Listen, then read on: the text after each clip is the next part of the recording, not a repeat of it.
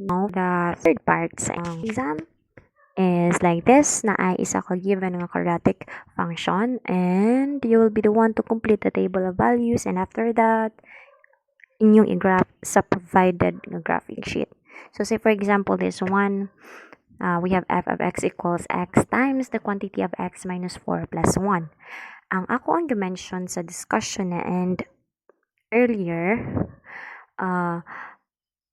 yun ko nga pwede ninyo i-standard form ang given quadratic function ay sa mo mag-substitute to solve or to find the value of y, or pwede po nga dili na mo mag-standard form sa given quadratic function, diretso na ninyo i-substitute ang value sa x to find the value of y. Bisag asa na nga inyohang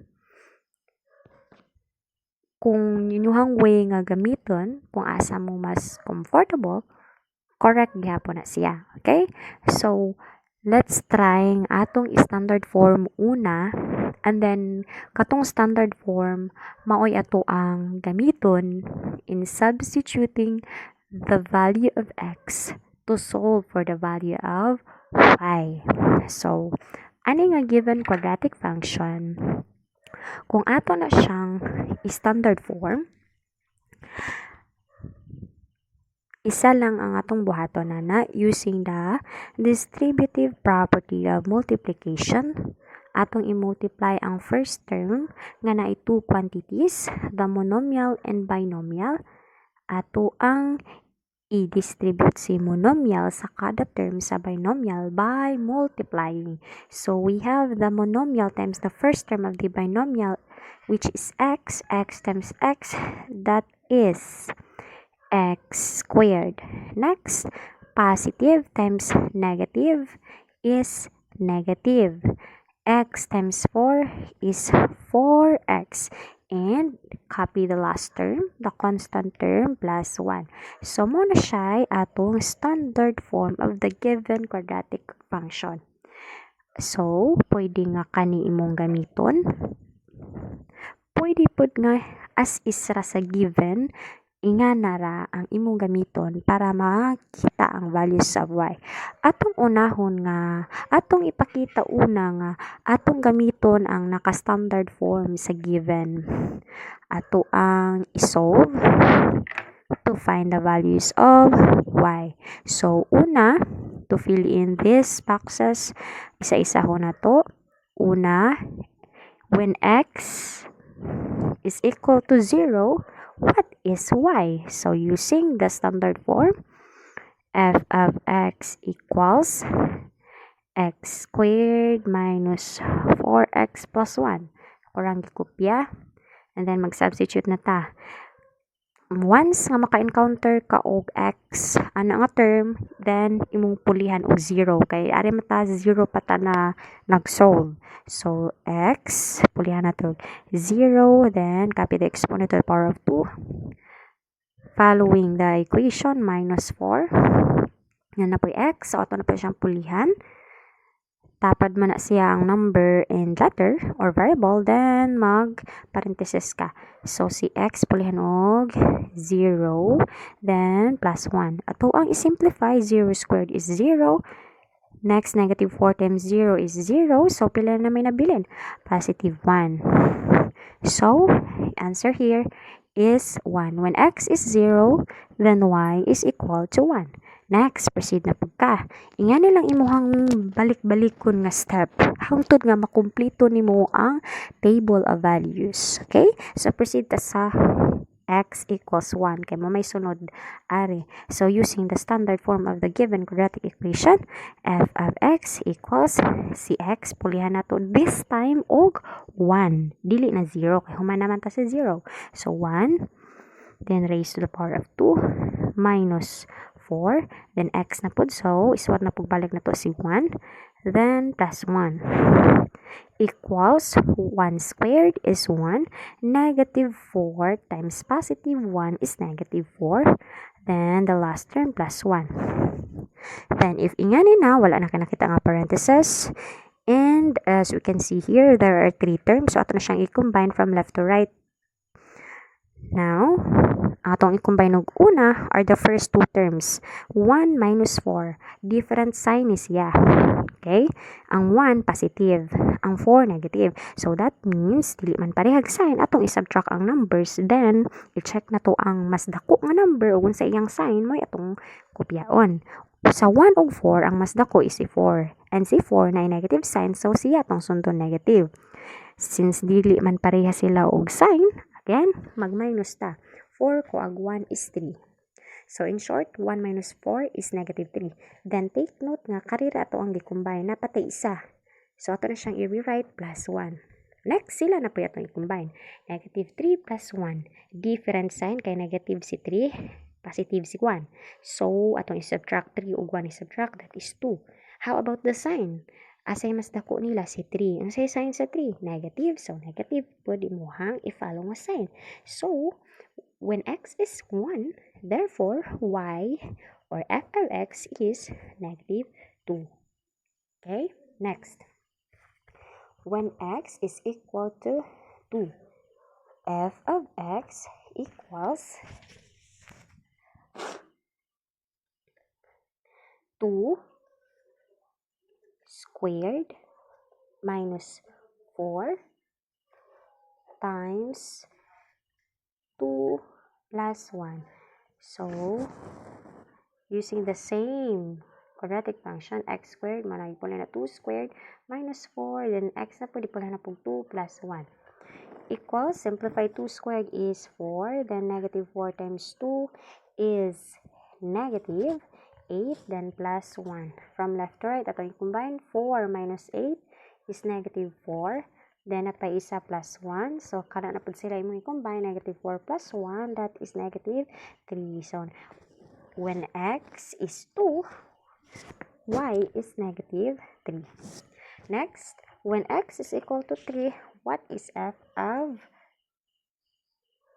3? Or y, okay? So, using the same quadratic function nga naka-standard form, this one. So, atong pulan si x ug 3 na this time, then to the power of 2 minus 4. Then, x na pod, so pulihan na po na to og 3, then plus 1. Simplify, 3 squared is 9. Negative 4 times positive 3 is negative 12 plus 1. Combine, 9 minus 12 is negative 3, then plus 1. Equals negative 3 plus 1, negative 2. Negative 2. So, as you can observe, ni mirror na siya, right? Niabot naman ta sa center. So, padung na sa right side sa parabola mo nang ni mirror na siya. Obvious na kayo. Negative 2. So, kay bao na ta nga diri, 1 na dyan siya. But, again, di mo po ipakita ang solution. So, atong isa of x equals 4. What is f of 4 or cy? Using the same standard form of the given quadratic function, we have 4 squared minus 4, x polihag 4 plus 1. Simplify, 4 squared is 16, negative 4 times positive 4 is negative 16 plus 1.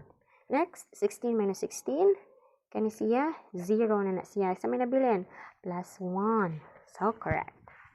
So, after nimo ma-complete ang table of values, you can now proceed sa pag-graph. So, atong i-graph.